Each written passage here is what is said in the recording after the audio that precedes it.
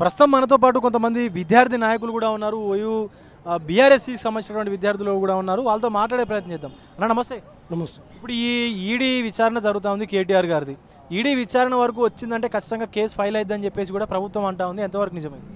ఇప్పుడు కేసు అన్యాయంగా కుట్రపూరితంగా కేవలం రాజకీయ దురుద్దేశంతోనే కేటీఆర్ గారి మీద కక్షపూరితంగా పెట్టిన కేసు నేరుగా ఈ రాష్ట్ర ప్రభుత్వం కాంగ్రెస్ ప్రభుత్వం అయితే కావాల్సిన పెట్టిన కేసు. ఎందుకంటే ఎట్లాగేది దీనిలో అక్కడ అవినీతి జరగలేదు, ఇక్కడ కేసు ఎట్లా అయితే అని చెప్పి ఈడీ పరిధిలోకి వచ్చిందంటే ఎట్లాగో కేసు కన్ఫర్మ్ అయినట్ట. ఎక్కడ మీరు ఆధారాలు చూపించాలి కదా.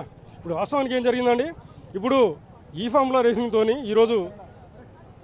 ఈరోజు హైదరాబాద్ను తెలంగాణ రాష్ట్రాన్ని ఈ రాష్ట్ర కీర్తిని విషాబ్దం చేసేందుకు ఈరోజు ఫార్ములా ఈని తీసుకొచ్చిండు. దీనివల్ల దాదాపు 700 కోట్ల ఆదాయం కూడా సమకూరిన సందర్భాన్ని మనం చూసినాం ఈ రాష్ట్రంలో. అలాంటిది పోనీ ఇప్పుడు వీళ్ళు చెప్పింది ఏంటంటే ఎక్కడ అవినీతి జరిగిందో స్పష్టంగా చెప్పాలి. ఇప్పుడు వాళ్ళు ఎక్కడ నిరూపించలేదు. ఈ 45 కోట్ల రూపాయల పూర్తిగా లావాదేవీలు ఏంటంటే ఈ రాష్ట్ర ప్రభుత్వం అకౌంట్ నుంచి వెళ్ళి నిర్వాహకుల అకౌంట్లోకి పోయిందండి. ఎక్కడ అవినీతి జరిగింది, ఇక్కడ ఎంత పోయిందో అక్కడ ఉంది కదా, అక్కడ ఎంత ఉంది కదా. సో దీన్ని నిరూపించే ఆవశ్యకత మీ దగ్గర ఉంది. ఇప్పుడు ఏంటంటే ఎలాంటి కారణాలు లేకుండా కేవలము ఏసీబీని వాళ్ళ చెప్పు చేతులతో పెట్టుకొని రాజకీయంగా దురుద్దేశంగా ఏంటంటే కేసు పెట్టి ఈరోజు ఈడీ వచ్చిందంటే ఏమైతే నడుస్తూ ఉంది విచారణ జరగముందే ఇది అవినీతి జరిగిందని ఎట్లా ఇప్పుడు కాంగ్రెస్ పార్టీ నాయకులు చెప్తారు? దీన్ని బట్టి అర్థమవుతా ఉన్నది. ఇప్పుడు రాజకీయ దురుద్దేశం కనబడుతూ ఉంది క్లియర్గా. ఇంకొకటి నార్మల్గా ఈ కేసు ఏదైతే ఉందో దానికి సంబంధించినటువంటి ఆ కేసులో ఈరోజు ఈడీ విచారణ నిమిత్తం కేటీఆర్ గారు కూడా ఒక ట్వీట్ అయితే చేశారు. ఆ 46 కోట్ల రూపాయలు నేను ఆ గ్రీన్ కోకి సంబంధించినటువంటి అంటే బదిలీ చేశాను కాబట్టి పూర్తి బాధ్యత నాదే అన్నట్టుగా ఆయన మాట్లాడే పరిస్థితి కూడా ఉంది. అంటే ఇప్పుడు నేరం ఒప్పుకున్నట్టేనా? నేనేమంటున్నానంటే కేటీఆర్ గారు అనేది ఈ రాష్ట్రాన్ని హైదరాబాద్ను అభివృద్ధి పదంలో దేశంలో గుర్తింపు తీసుకురావాలనే ఉద్దేశంతోనే ఈ ఫార్ములా రేస్ అనేది తీసుకురావడం జరిగింది. ఇది చూడండి, ఏసీబీ కేసు పెట్టిన తర్వాతనే ఈడీ పెట్టింది. అంటే ఈరోజు బీజేపీ కాంగ్రెస్ కుమ్మక్కై అంటే నేను పెడతా నువ్వు పెడతా ఇద్దరం కలిసి మేము కాంగ్రెస్ మన టీఆర్ఎస్ పార్టీని ప్రాంతీయ పార్టీలని తొక్కాలన్న ఉద్దేశంతో మాత్రమే ఈరోజు జాతీయ పార్టీలు చేస్తున్నాయి, కానీ ఇంకోటి ఏం లేదు. ఈరోజు ఇక్కడ అవినీతి ఉందండి. ఎఫ్ఓ సంస్థకు ఓన్లీ బ్యాంకింగ్ ద్వారానే అమౌంట్ పోయింది. ఆ రోజు ఈ ఫార్ములా రేసి హైదరాబాద్ నిర్వహిస్తే అప్పుడు ఉన్నటువంటి నరేంద్ర మోడీ మరి ఎలా శభాష్ అని ఎట్లా మెచ్చుకుంటాడు? అప్పుడు మెచ్చుకున్నాడు.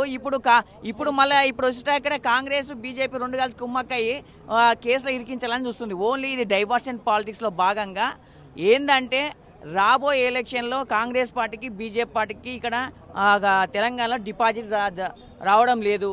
ఓన్లీ ప్రాంతీయ పార్టీ అయిన ఉన్నటువంటి బీఆర్ఎస్ పార్టీకి ఇక్కడ మంచి మెజార్టీ రాబోతుంది. ఎటు తిరిగి బీఆర్ఎస్ పార్టీ కేటీఆర్ గారిని డ్యామేజ్ చేయాలనే ఉద్దేశంతో ఓన్లీ డైవర్షన్ పాలిటిక్స్లో భాగంగానే మాత్రమే ఈరోజు ఈ ఏసీబీ అని ఈడీ అని ఈ కేసులతో దింపి ప్రజలను డైవర్షన్ చేస్తున్నారు. అరే బాబు, మీరు ఇస్తానన్నటువంటి 6 గ్యారెంటీలు ఏమైనా బాబు అవి నెరవేర్చండి. అదేవిధంగా నరేంద్ర మోడీ ఏం చెప్పిండు, సంవత్సరానికి 2 కోట్ల ఉద్యోగాలు అన్నాడు. ఆ ఉద్యోగాలు ఎటువైనారా బాబు, నువ్వు ఇస్తున్న హామీలు ఎటువైనారా నాయన? ఈ దేశానికి ఇస్తున్నటువంటి హామీలు ఎటువైనా అవన్నీ మర్చి ఓన్లీ ప్రాంతీయ పార్టీలా మంచి ఇమేజ్ వస్తుంది, బీఆర్ఎస్ పార్టీ మంచిగా అభివృద్ధి చెందుతుంది, రాబోయే ఎలక్షన్లలో బీఆర్ఎస్ బంపర్ మెజార్టీ రాబోతుంది అనే ఉద్దేశంతో కావాల్సుకున్న డైవర్షన్ పార్టీస్లో భాగంగా ఈరోజు ఈడీ పిలవడం జరిగింది. కేటీఆర్ గారు ఈడీ విచారణ చేస్తుండో ఇప్పుడు ఏమంటున్నానే కడిగిన ముత్యంలాగా మళ్ళీ బయటకు వస్తాడని మేము ఆశాభావం వ్యక్తం చేస్తున్నాం. ఇప్పుడు ఈ స్థానిక సంస్థల ఎలక్షన్స్ ముందున్నాయి కాబట్టి బీఆర్ఎస్ను దెబ్బతీసేందుకే కాంగ్రెస్ బీజేపీ కలిసి కుట్ర చేస్తాను అని చెప్పేసి మీరు అంటే బీఆర్ఎస్కి సంబంధించినటువంటి విద్యార్థి నాయకులు కానీ బీఆర్ఎస్ కార్యకర్తలు కూడా అంటా ఉన్నారు. ఎంతవరకు నిజం ఇది? వాస్తవానికి నిజమే.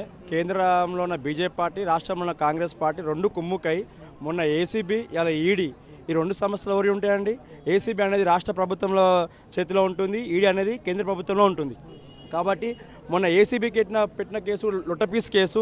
ఈరోజు ఈడీ కాదు, బోడీ కాదు, కేటీఆర్ గారు కడిగిన ఆనిముత్యం లెక్క బయటకు వస్తాడు. మా కేటీఆర్ గారు గ్రీన్ కోక దానికి సంబంధించిన రాష్ట్ర ప్రభుత్వం నుంచి ఖజానా ఇవ్వడం వాస్తవమే, కానీ రాష్ట్ర ప్రయోజనాల కోసం ఈ దేశంలో అత్యుత్తమైన కార్రేజ్ ఈ ఫార్మ్ ఏదైతే ఉందో ప్రపంచంలోనే గుర్తించింది. ఎక్కడ గుర్తించింది? భారతదేశంలో తెలంగాణ హైదరాబాద్ క్యాపిటల్ జరిగిందని చెప్పి గుర్తించింది.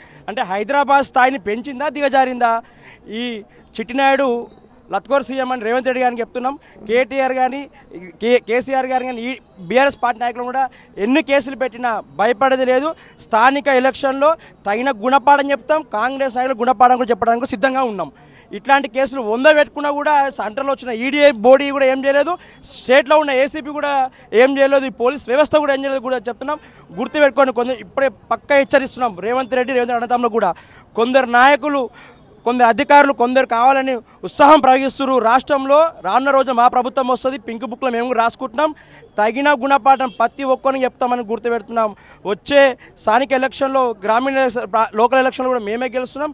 2000 ఎమ్మెల్యే ఎలక్షన్లో కూడా మేమే గెలుస్తామని చెప్తాం. ఈ ముఖ్యమంత్రి గారికి ఎమ్మెల్యేలు మార్చుకో దమ్ముంటే ఒక ఎమ్మెల్యేని ఒక బై ఎలక్షన్ పెట్టమని చెప్పండి చూస్తా స్థానికంగా. అంటే ఇప్పుడు ఏపీలో లోకేష్ రెడ్ బుక్ ఉన్నట్టు ఇక్కడ కేటీఆర్కు పింక్ బుక్ ఉన్నదా? మాకు తెలంగాణ చరిత్రకో బుక్ ఉంది, ఈ దొంగలకో బుక్ ఉంది. రేవంత్ రెడ్డి ఒక దొంగ, ఓటుకోవడానికి దొంగ ఒక బుక్ ఉన్నది. తెలంగాణ చరిత్రకు బుక్ ఉన్నది. తెలంగాణ చరిత్రకు రాస్తే కేసీఆర్ పేజీలో 100 పేజీలు రాస్తారు. దొంగల గురించి, లంగల గురించి రాస్తే రేవంత్ రెడ్డి గురించి అంత ఒక బుక్ అంతా రాస్తారు. కాబట్టి తెలంగాణ, నిజమైన తెలంగాణ వాదం ఎవరికైనా, తెలంగాణ రాష్ట్రంలో ఆత్మగౌరవానికి ఎవరైనా భగ్నం చేస్తే, ఈ కాంగ్రెస్ పార్టీ భగ్నం చేస్తే గులాబీ జెండా మళ్ళీ బయటకు వస్తుంది. కేసీఆర్ నాయకత్వంలో మరిదశ ఉద్యమం ఎట్లా తెలంగాణ రాష్ట్రం సాధించుకున్నామో, తెలంగాణ ఆత్మగౌరవానికి ఎటువంటి భగ్నం చేసినా మా యువ నాయకుడు కేటీఆర్ గారి ఆధ్వర్యంలో ప్రతి గల్లీ ఢిల్లీ దాకా కొట్టడానికి సిద్ధంగా ఉన్నాం. ఇది పరిస్థితి. ఖచ్చితంగా కేటీఆర్ మీద కనుక ఇలాంటి అవాంఛనీయమైనటువంటి కేసులు పెడితే కనుక విద్యార్థి నాయకులుగా మేము పెద్ద ఎత్తున ఉద్యమాలకు కూడా సిద్ధపడేందుకు సిద్ధంగా ఉన్నామని చెప్పేసి కూడా చెప్తున్న పరిస్థితే కనిపిస్తూ ఉంది. ప్రపంచంలో ఏ మూల ఏ క్షణం ఏం జరుగుతుందో వేగంగా తెలుసుకోవడానికి తొలి వెలుగు వాట్సాప్ ఛానల్ని ఫాలో చేయండి.